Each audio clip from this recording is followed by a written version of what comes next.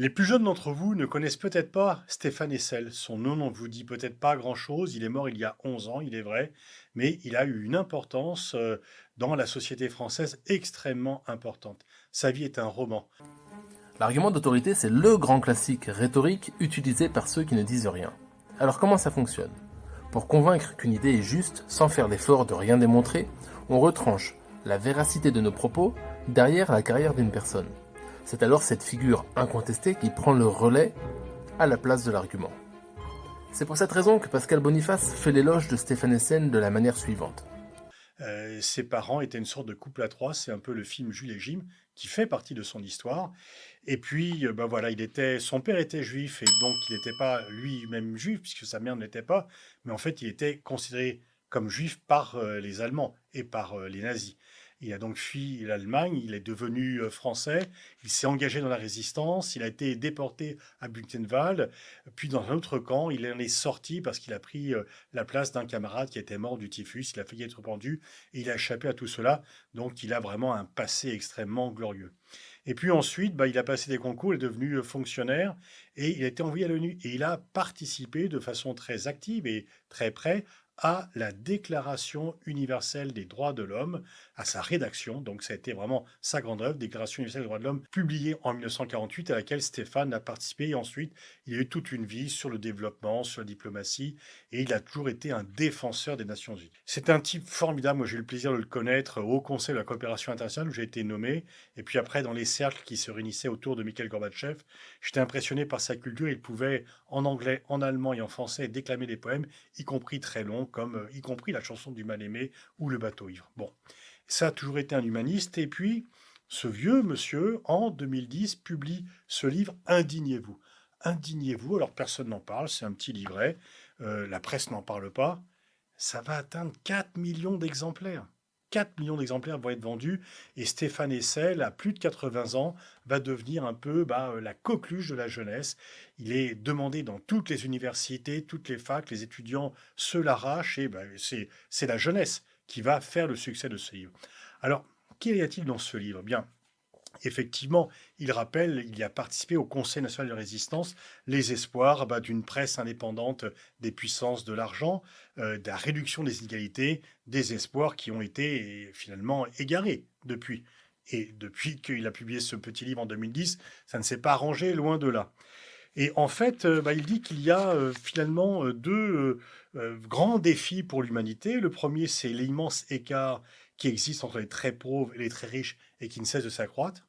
Constat, ça ne s'est pas amélioré non plus. Et puis les droits de l'homme de la planète, puisqu'il rappelle qu'ayant été associé à la Déclaration universelle des droits de l'homme, sa rédaction, eh bien, il voit sa dégradation en 2010 des droits de l'homme. Et puis, il y a vraiment 2 pages consacrées mon indignation à propos de la Palestine. Nous sommes en 2010. Il dit « Aujourd'hui, ma principale indignation concerne la Palestine, la bande de Gaza, la Cisjordanie. Ce conflit est la source même d'une indignation.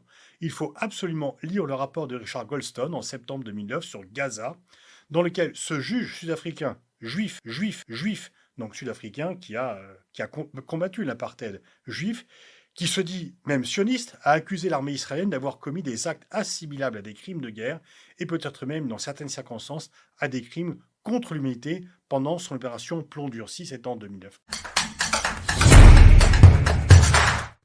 Le problème de Pascal Boniface, c'est qu'il oublie que Goldstone lui-même a publié dans le Washington Post en 2011 une correction de son rapport. Du coup, les pages consacrées par Stéphane Hessel à l'opération Plomb durci n'ont pas grand intérêt. Goldstone lui-même s'exprime ainsi. Nous en savons beaucoup plus aujourd'hui sur ce qui s'est passé lors de la guerre à Gaza. Si j'avais su alors, le rapport Goldstone aurait été un document différent. Comme il a été condamné 5 fois pour antisémitisme, on vous propose les 5 omissions volontaires de Pascal Boniface. L'armée israélienne d'avoir commis des actes assimilables à des crimes de guerre et peut-être même, dans certaines circonstances, à des crimes contre l'humanité pendant son opération Plomb durci, c'était en 2009. Les allégations d'intentionnalité d'Israël étaient fondées sur la mort et les blessures de civils dans des situations où notre mission d'établissement des faits ne disposait d'aucune preuve sur laquelle tirer une autre conclusion raisonnable. 2. Israël agit en légitime défense. J'ai toujours été clair sur le fait qu'Israël, comme toute autre nation souveraine, a le droit et l'obligation de se défendre et de défendre ses citoyens contre les attaques venant de l'étranger et de l'intérieur.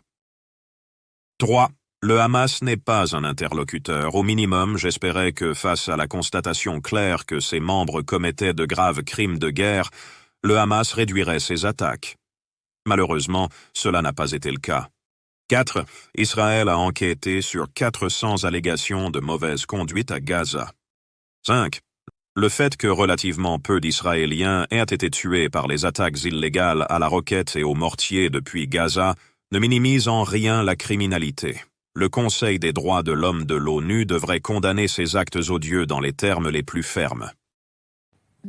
Donc en fait, la vidéo de Pascal Boniface, c'est quoi ? Une bonne dizaine d'arguments d'autorité divers pendant plus de 3 minutes pour présenter le livre de Stéphane Hessel qui lui-même ne comprend que 2 pages, qui repose sur un rapport d'experts obsolète qui a été réajusté 2 ans après la sortie du livre qu'il cite. Aucun argument de fond sur la guerre actuelle, aucune analyse. Indignez-vous, c'est tout ce que dit Pascal Boniface. Et dans quel but ?